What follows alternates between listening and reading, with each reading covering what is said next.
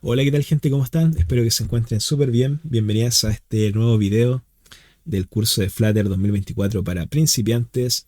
Y vamos a seguir estudiando los tipos de variables que nos brinda el lenguaje Dart.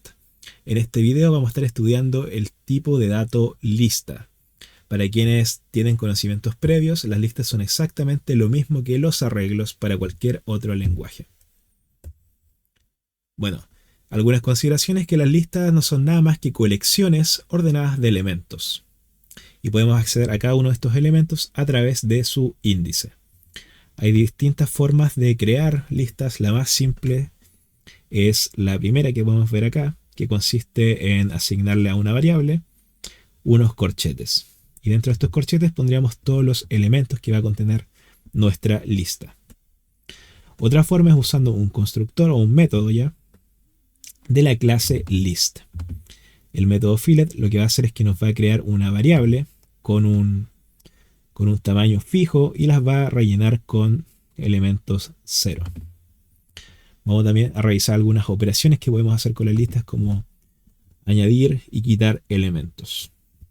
Para ello me voy a ir a mi editor de código y acabo de crear un archivo que se llama clase 05.dart. Voy a definir el método principal, void main, y vamos a crear nuestra primera lista. Para ello voy a definir el tipo list, voy a decir que se va a llamar lista, y con los corchetes vamos a crear nuestra lista. Y así de simple creamos este tipo de variables. Adentro voy a poner un elemento entero, un decimal 3.14, un booleano que puede ser el true, ¿cierto? O el false, o inclusive podemos poner otra lista que va a tener un nombre, por ejemplo, no sé, Carla Patricia.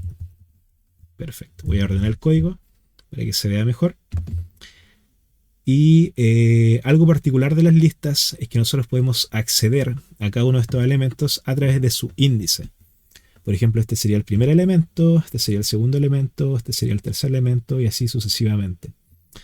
Pero algo particular que pasa en los arreglos, no solamente en Dart, sino en la gran mayoría de los lenguajes de programación, es que la primera posición no es el 1, sino que es el 0. Ese es el primer índice. O sea que si yo quiero obtener el primer elemento, no voy a decir que quiero el elemento 1 de la lista, sino que voy a querer el elemento 0 de la lista. Y eso lo puedo corroborar fácilmente imprimiendo la lista en la posición 0. Voy a guardar los cambios y lo voy a ejecutar en la terminal. Y vemos que lo que me imprime es el número 1, que corresponde con el primer elemento de nuestra lista. Y así, si por ejemplo quiero obtener el tercero, sería la posición 2. Porque esto sería 0, 1, 2. Guardo los cambios, ejecuto y tengo el número 3,14. Ahora, ¿qué pasa con el último elemento, que está en la posición 0, 1, 2, 3, 4, 5? Y se corresponde con una lista también. Es exactamente lo mismo. Seguido de este corchete vamos a agregar otros corchetes a la derecha y vamos a obtener el elemento 0, que corresponde con el string que dice Carla. Vamos a poner 0, guardo, ejecuto. Ups, a ver qué pasó. No, me equivoqué, no cambié acá. 0, 1, 2, 3, 4, 5. Acá. Vamos a acceder al elemento 5. Ejecuto y ahora sí, me imprime Carla. Y esta es la forma más sencilla que tenemos de crear objetos.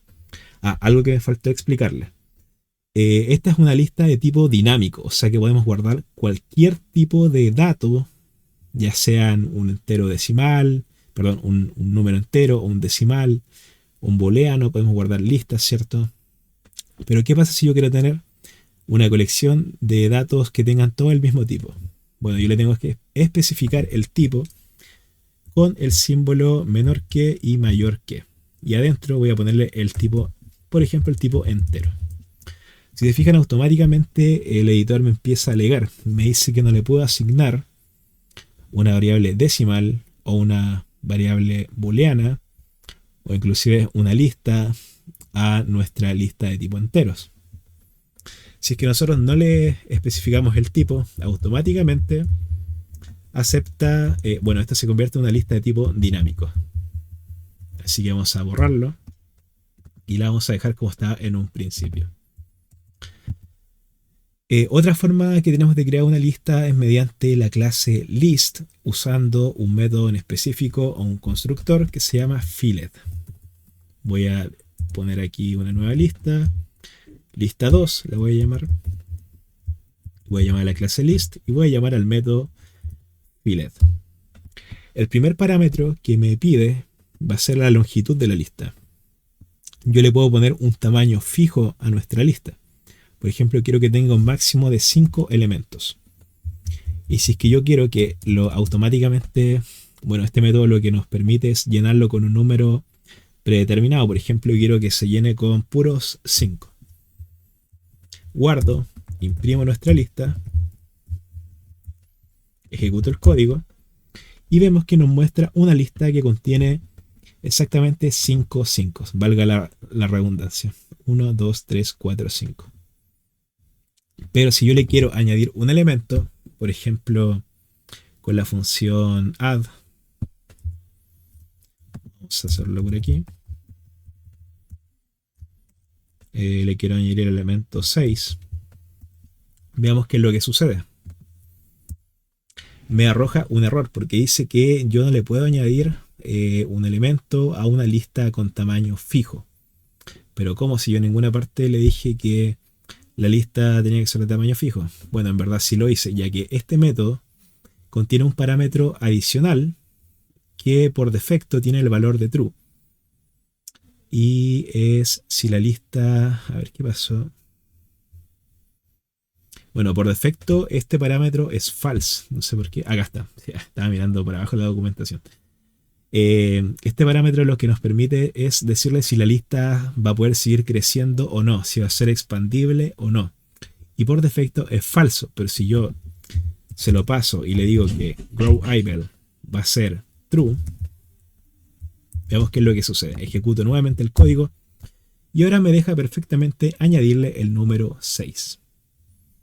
Bueno, ya vimos cómo crear listas literales, cómo crear listas con algunos métodos, cómo crear listas con un tipo en específico, ¿cierto?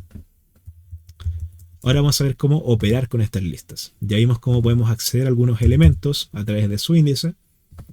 Y ahora veremos algunas funciones bastante... Bueno, las funciones más usadas para trabajar con listas. Ya vimos cómo añadir un elemento. Ahora vamos a ver el método insert, que nos va a permitir insertar un elemento en una posición en específico. Voy a borrar esto y vamos a seguir trabajando con la primera lista. Voy a decir que la lista, voy a llamar el método insert y vemos que nos pide dos parámetros. En primer lugar nos dice en qué posición queremos insertar. Queremos insertar el elemento, por ejemplo el elemento 100. Ups, ahí sí. Perdón, me equivoqué. Primero en la posición, ahí sí. Queremos insertarlo en la posición 0, que va a ser la primera posición, y el elemento es 100. Guardamos, ejecutamos y no imprimir la lista.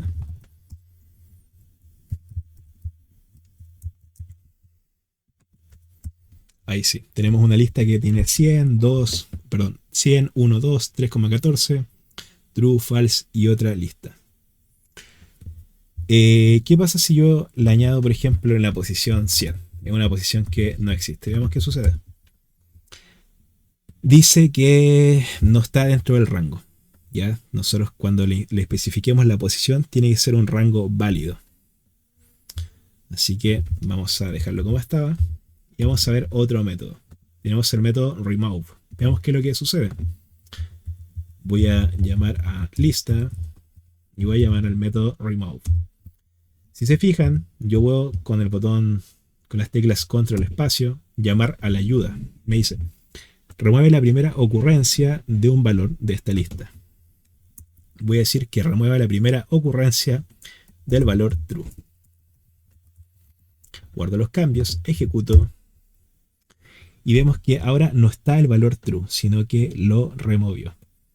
Ahora, si yo hubiera tenido dos veces true, veamos qué es lo que pasa. Guardo, ejecuto y vemos que ahora solamente tenemos uno. Removió la primera ocurrencia, que era este valor.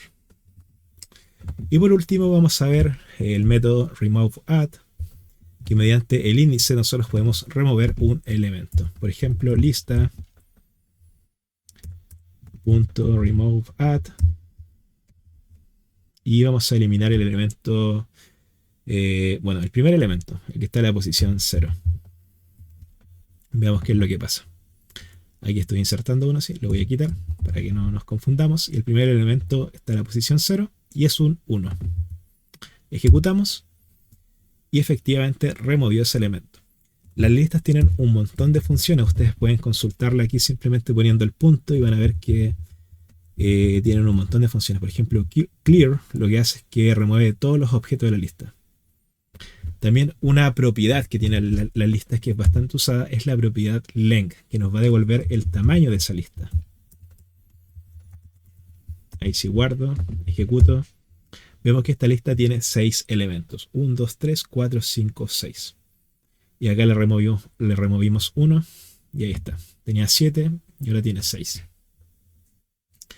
Y eso sería todo. Yo sé que esto es una mirada bastante rápida, bastante simple. Y más adelante vamos a estar poniendo en práctica esto con algunos ejercicios. Así que eso, nos vemos en el siguiente video. Adiós.